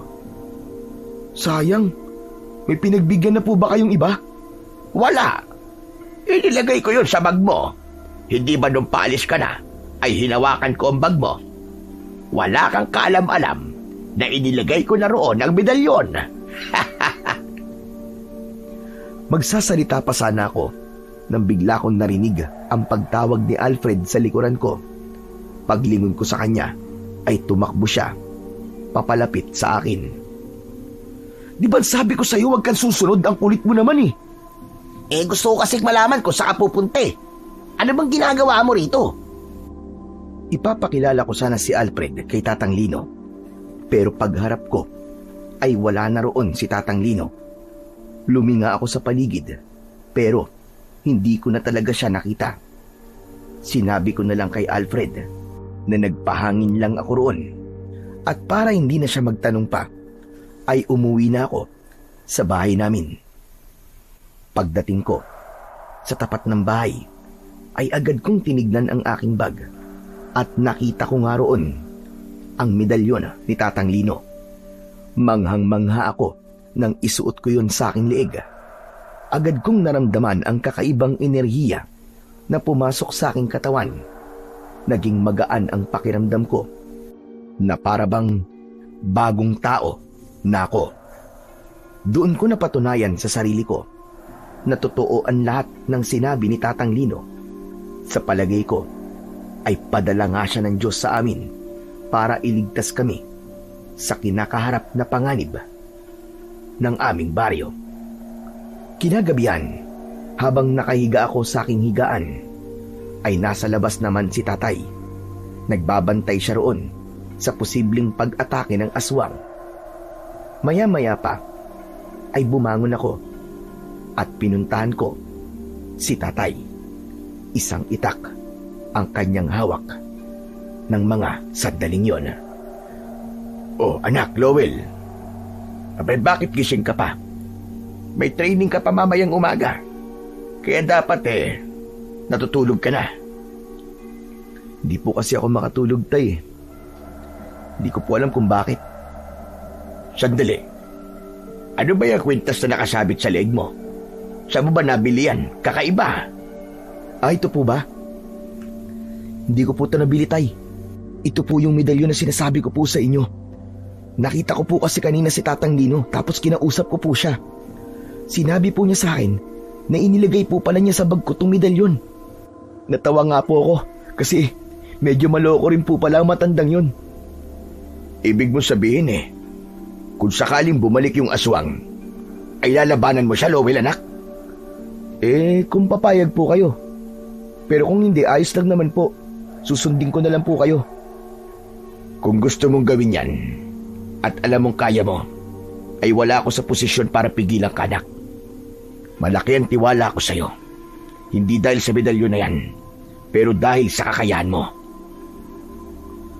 Sa sinabing yun ng tatay ko, ay mas naramdaman ko ang tiwala niya sa akin. Hanggang sa parehas kaming nagulantang nang makarinig kami ng sigawan ng mga tao. Nagkatinginan kami ni tatay at kahit walang salitang lumalabas sa aming mga bibig, ay alam namin ang aming gagawin. Magkasama kaming tumakbo sa pinanggalingan ng sigawan. Mabilis namin yung narating at nakita ko kagad ang dahilan kung bakit nagkakagulo ang mga tao. Isang nakakatakot na nilalang ang pumasok sa isang bahay at sigurado ko na yun ang aswang. Tay, ako na pong bahala sa kanya. Sige, anak, pero dali mo tong itak. Ito ang gamitin mo siyang data upang patayin siya. Kukunin ko sana ang itak kay tatay, pero may kakaibang enerhiya akong naramdaman sa aking mga kamao. Tila nababalot ang mga yon ng kapangyarihan na noon ko lamang naramdaman sa buong buhay ko. Tay, huwag na po. Sa tingin ko po hindi ko na po kailangan ng sandata. Sapat na po ang mga kamao ko para mapalayas ko po ang aswang na yon. Pero anak, sigurado ka ba na hindi mo na kailangan to? Opo, tay. Sigurado po ako at ramdam na ramdam ko po. Matapos yun, ay tumakbo na ako papunta sa bahay na pinasok ng aswang. Nagimbal ako nang makita ko siya ng malapitan. Kahindik-hindik at kakilakilabot ang itsura niya. Pulang-pula ang kanyang mga mata at meron siyang matutulis na mga pangil. Puro balahibo ang kanyang katawan. Mahaba ang kanyang mga kuko na animo ay tari ng manok na kayang pumunit ng laman. Ganun pa man, hindi ako nagpakita ng takot sa kanya. Hindi ako nagpasindak.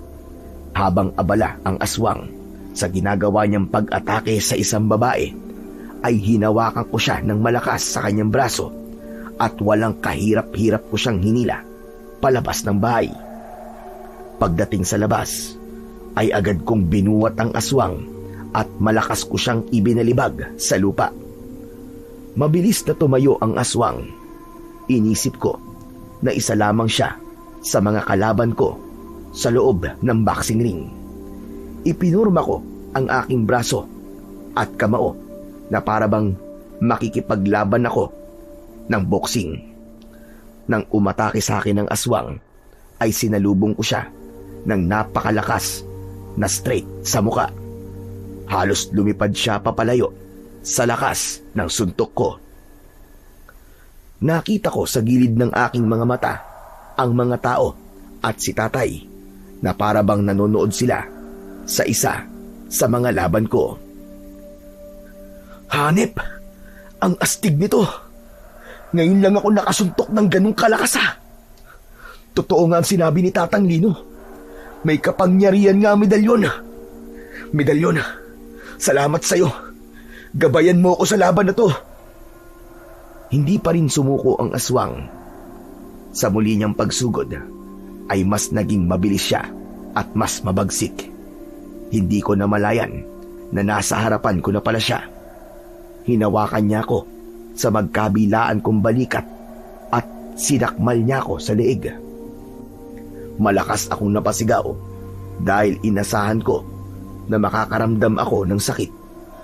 Ngunit kahit katiting na kirot ay wala man lang akong naramdaman.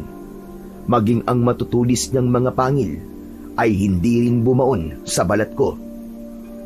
Doon ko nalaman na hindi lang pala lakas ng katawan ang ibinigay sa akin ng medalyon, kundi binigyan din niya ako ng kunat ng balat at proteksyon sa aswang. Hindi na ako nag-aksaya ng panahon. Agad kong sinuntok sa sikmura ang aswang at halos lumuwa ang mga mata niya. Sinundan ko pa yon ng 2 magkakasunod na suntok sa muka at isang napakalakas na straight sa kanyang sikmura. Yumuko ako at inipon ko ang buong puwersa sa aking mga tuhod papunta sa aking bewang at paangat sa aking mga braso at kamao. Doon ko pinakawalan ang isang napakalakas na uppercut na tumama sa kanyang baba. Umangat pa ng bagya ang mga paa ng aswang sa lupa bago siya bumagsak ng pasadsad sa lupa. Kita ko sa mga mata niya ang takot. Habang marahan akong naglalakad papalapit sa kanya, ay umaatras naman siya. O ano? Diablong buang ka! Kaya mo pa bang lumaban? Tumayo ka dyan! Tapusin na natin to! Tumayo ang aswang at pasuray-suray siyang naglakad palayo. Ramdam ko ang labis na panghihina niya dahil sa mga suntok na nakuha niya mula sa akin. Susundan ko pa sana ang aswang para tapusin na siya, pero isang kamay ang humawak sa aking balikat. Paglingon ko ay nakita ko si Tatay. Tay, bakit? Papatayin ko na po ang aswang na yun para hindi na po siya makabalik dito at makapambiktima pa ng tao. Wag na, anak, tama na. Sigurado ko na sa lagay niya ay mamamatay na rin yan. Hindi na magtatagal ang buhay niya. Sa lakas ba naman ng mga suntok na tumama sa kanya? Hindi nga nagkamali si Tatay. Dahil hindi pa man nakakalayo ang aswang, ay muli siyang bumagsak. May pag-aalinlangan na pinalibutan siya ng mga tao at isang lalaki ang naglakas na loob na pulsuan ang aswang. Nang sabihin ng lalaki na patay na ang aswang at hindi na humihinga, ay nakita ko ang kasiyahan sa muka ng mga kababaryo ko. Lumapit sila sa akin at sobrang nagpasalamat silang lahat. Hindi ko maipaliwanag ang kasiyahan na aking nararamdaman ng mga sandaling yon, lalo na nang marinig ko sa iba na tinawag nila ko na isang bayani. Hinawakan ko ang medalyon at pabulong ko yung pinasalamatan. Hindi ko rin nakalimutang pasalamatan si Tatang Lino at syempre, una sa lahat, ang ating Panginoong Diyos. Dahil kung hindi dahil sa kanila, ay hindi ako magkakaroon ng kakayahan na talunin ang aswang. Pagkatapos ng nangyari, ay hindi na lamang ako normal na binatilyo na nangangarap na maging isang professional boxer sa aming baryo. Marami ang humanga sa tapang na ipinakita ko nung hinarap ko ang aswang. Pero sa kabila ng lahat, may isang bagay na nanatiling palaisipan sa akin, at yun ay kung sino nga ba talaga si Tatang Nino. Simula kasi noon ay hindi ko na siya nakita pa. Hanggang sa dumating na nga ang araw ng rematch namin ni Darwin, at sa pagkakataon na yon ay handa na ako. Ako ang nanalo, Sir Blair, pero wala akong ipinakitang yabang kay Darwin dahil alam ko na ang pakiramdam ng matalo at ayokong iparamdam yun sa kanya. Isinantabi ko rin muna ang nararamdaman ko kay Angeline upang mag-focus sa aking training para maabot ko ang aking mga pangarap at maging professional boxer. Kasabay din nun ang pagbabantay ko sa aming baryo kung sakaling may bumalik pang panganib na tulad ng aswang. Naging malinaw din sa akin na kung may gusto kong marating ay kailangan ko yung paghirapan at pagpaguran. At ang pagkatalo at pagkabigo ay hindi sukatan ng kaya kong marating sa hinaharap. Bahagi talaga ng buhay ang matalo. At kung hindi ka babagsak, hindi mo alam kung saan ka babangon. Ang mahalaga ay kung paano ko aayusin ang pagkakamali ko at kung paano nga ako babangon para magpatuloy. At higit sa lahat, natutunan kong pahalagaan ang aking tatay dahil sa lahat ng laban ko sa boxing ring o sa totoong buhay man ay hindi siya nawawala sa tabi ko. Hanggang dito na lamang po ang aking kwento. Sana po ay may natutunan po kayo na aral. At maraming salamat po sa inyong mga nakinig. Ang bawat paghihirap at sakripisyong dinaranas sa training ay hindi kailanman nasasayang. Hindi dahil ikaw ay nahihirapan ay ibig sabihin na pinapahirapan ka. Bagkus, ikaw ay hinuhubog lamang at pinapatibay sa bawat suntok na tinatanggap mo, sa bawat patak ng pawis na bumabagsak, at sa bawat hakbang ng pagtakbo. Ikaw ay inihahanda para sa tagumpay. Ang lahat ng sakit at pagod na yon ang magsisilbing pundasyon ng iyong lakas sa oras ng laban. Kaya naman, pag dumating na ang tamang sandali na ikaw ay haharap sa isang mabigat at mapanghamong sitwasyon, hindi ka matitinag sapagkat napagdaanan mo na ang mas mahihirap. At huwag mong kakalimutan ang pangako ng Panginoon na hindi kanya kailanman iiwan o pababayaan. Siya ay laging nakaalalay sa iyo, nagpapalakas at gumagabay hanggat ikaw ay nananampalataya at patuloy na nagtitiwala sa Kanya. Sabi nga sa Biblia, sa Pilipos 4:13, lahat ng bagay ay aking magagawa sa pamamagitan ni Kristo na nagpapalakas sa akin. Maraming salamat po sa inyong pakikinig at pagpalain po nawa tayo ng ating Panginoong Diyos na may kapal.